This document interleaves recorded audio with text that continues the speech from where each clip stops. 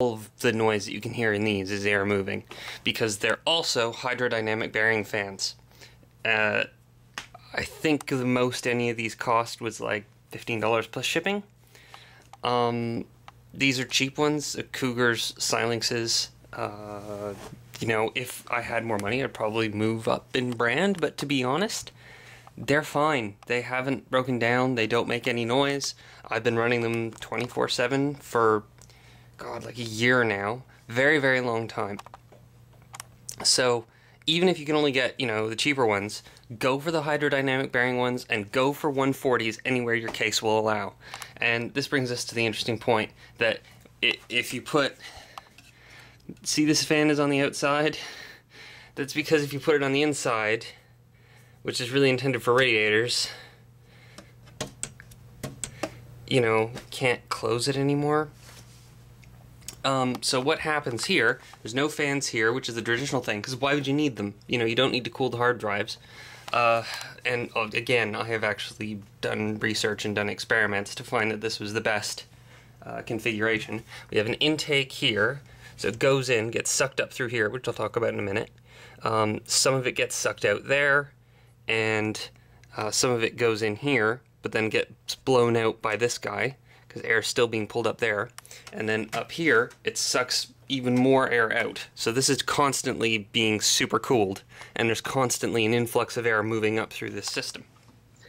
Hey, there's something I didn't really go into in enough detail there, which is what happens with the air in a negative pressure case. You're creating a vacuum because you're blowing out more air than you're blowing in. So that air is going to quickly rush in, and it's going to come from wherever it can. So that's why you get more dust in a negative pressure case, because you're not controlling where the air comes from. In this case, I've been really, really careful about managing where the air is likely to come from, because it'll come through any crevice in the case, any gap, it's going to try to move through. So you have to be very, very careful that it's not going to pull in hot air that you've already exhausted from the case. And that's the advantage of having the exhaust fans up here and having the other one down here, or on the side, or wherever. Because what that means is the cold air wants to come from the bottom, and the hot air gets exhausted out the top, and it just goes away. It's not being pulled down again through the other places where there's still cold air that's going through all those crevices in the case. So if you're going to do a negative pressure case, you want to have that sort of, you want to have a direction that the air is intended to be moving from that goes upwards so that the hot air gets exhausted and doesn't get pulled back in. So, last thing about fans, before I move on to the GPU cooler, which I suppose is technically fans, get one of these. And I got this computerized one mostly because I wanted to continue to be able to close this. You could make one of these with Arduino, or, you know, just get one of the simpler potentiometer-based ones, unless you want to use, excuse me, pulse width modulation, which, you know, that's not really necessary. This one doesn't support it anyway. Having a fan controller is awesome, because I can set these at pretty close to the lowest setting. I basically turned them down until I couldn't hear them anymore. Or sorry, turn them up till I turned them down until I couldn't hear them anymore, which means I got maximum cooling for minimum noise. So again, you've seen the results of that, is that this thing can run for days and days and days, and it doesn't care. And it's super, super quiet. I, you know, can't tell you if it's on when I'm in the room. So, moving on to the cooler. I was very fortunate. I got this on eBay for $30. These things normally cost, once you've got shipping and taxes, well over $100. I did have to pay for that, in that the previous owner had put on the spacers backwards, so that was awesome. I wound up spending an entire night thinking that I'd destroyed my GPU because it wouldn't hold temperature, and that was because there wasn't actually contact between the processor and the heatsink plate, because they're thin spacers and really thin spacers, and they'd put them the wrong way around. This makes a huge difference. I really can't stress enough how much it does, and there's a couple of reasons for that. Firstly, it's got 3 fans, and they're 3 quite good fans. I've actually seen this particular design on high-end overclocked cards, like stock. They basically just changed the name on it. I think that might have been XFX, but I don't remember. The other thing, this has 5 heat pipes, and you'll see other things labeled as 5 heat pipes. But, for example, the cooler that was originally on here, which was a quite good one, it was the Sapphire Overclocked Edition, which is considered one of the best coolers for this. That has 2 heat pipes going that way from the block, and 3 going that way. So actually, you've only really got 3 heat pipes, or 2 on one side. This actually has 5 heat pipes that run all the way along the card. And they've also got, you know, all of these fins. As you can see, all 5 heat pipes go the whole way. So it really is way, way, way better. But of course, it's quite expensive. It will make a huge difference. It does require more cooling up here, because you think about it, normal card designs, it gets shoved out the back of the case. The air goes up and then goes out. Here, it goes up.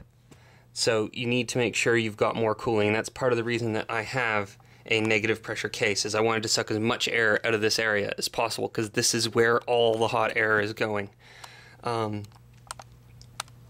Yeah.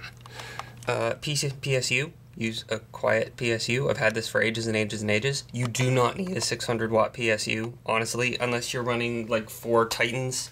I've plugged this thing into a kilowatt sort of wattage meter, and it doesn't pull anything like 600 watts. It pulls at most 380, and that is running Furmark and whatever that thing for finding pi. So it's, you know, go overkill, go with a good brand, but you don't actually need that much power, really. Okay, I still have an optical drive, but that is probably the loudest thing in this case now. Fortunately, it doesn't run very much of the time, but when you start up the computer, you'll hear it go, "Wah!" So if you want to make it really quiet, take out the optical drive. Let me see what else. So volting and overclocking.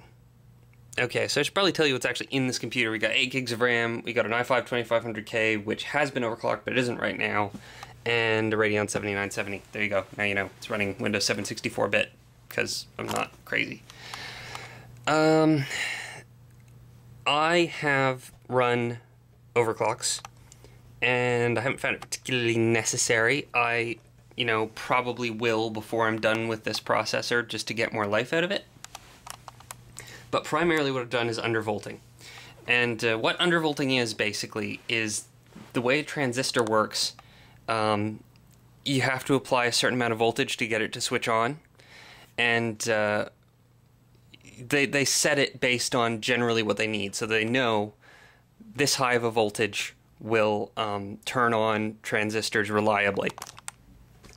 But each processor is different. So I've found that this processor actually works at much lower voltages, and it will still turn on transistors when they're supposed to turn on. There's good descriptions of exactly how this works online. That's a very basic description. It does take a lot of fiddling to get it exactly right, and we're talking about like months of carefully nudging it. And I've actually moved the voltage further up to stock. Simply because, you know, I'm here with my girlfriend now, and I don't want to have to bug her with it all the time. And that's fine. It does make a meaningful difference in heat and a meaningful difference in power draw. And again, I've actually run this through a watt meter at various voltages. It makes a really meaningful difference. RAM, also, you can get low voltage RAM, but most RAM, actually, if you just turn it down to, I think it's 1.35, it'll still run fine. This is running at 1.35 volts, and it's perfectly happy that way. There's no performance benefit to overclocking or overvolting your RAM. RAM is the fastest part of your computer. In fact, I've even read stuff about experiments with dual channel, and for the vast majority of applications, there's no difference between dual channel RAM and single channel RAM. So if I just had one 8 gig stick, it would make no difference to my life. So that is, you know, all very, very interesting. There's a lot of a lot of technically true but not really relevant stuff in computers, you know, because I think there's a lot of people who just want to throw money at it and make it as powerful as possible. Because they're crazy. You know, whatever you want to do, I guess. I suppose the last thing I want to bring up is cable management. You can see this is, for the most part, extremely fastidiously cable managed. That makes a huge difference, because airflow, the air's got to go somewhere. If you've got cables all down here in the way, then it's going in, and then turbulence. Turbulence. Yes, that's actually the most affordable thing you can do, because it doesn't cost anything, as long as you don't have, like, cats. I'll show you on the back. See how I have... I've removed the grill in front of that fan, and that was the last thing I did. It was free. I mean, I just took some pliers to it, or not some pliers, some wire cutters, and it was the last thing to make this completely silent, because the honeycomb design, like this, which is the most common, that is actually one of the most turbulence creating designs. It's just really cheap to make. I will post a link in the description to an article detailing that.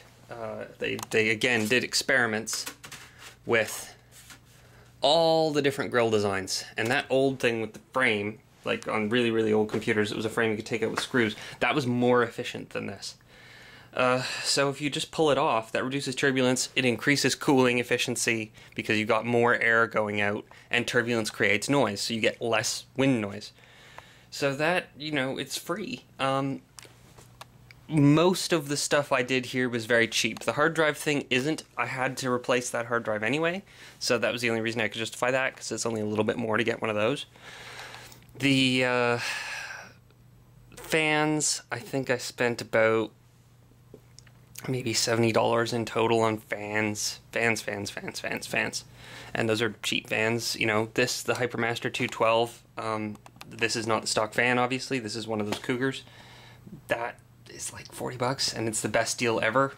Even if you're not overclocking, get one of those, fire it on. It's way quieter than the stupid Intel terribleness, which is, you know, adequate, but not nice. And the fan controller I paid too much for. That was like $50 or something, and that was stupid. I should have just made one. Yeah. So if you have any questions about how I did this, you can post them in the comments. Or if you think that I'm crazy wrong about anything, I will be happy to show you why I'm right. Or admit that I'm wrong. Whatever the case may be. Good luck.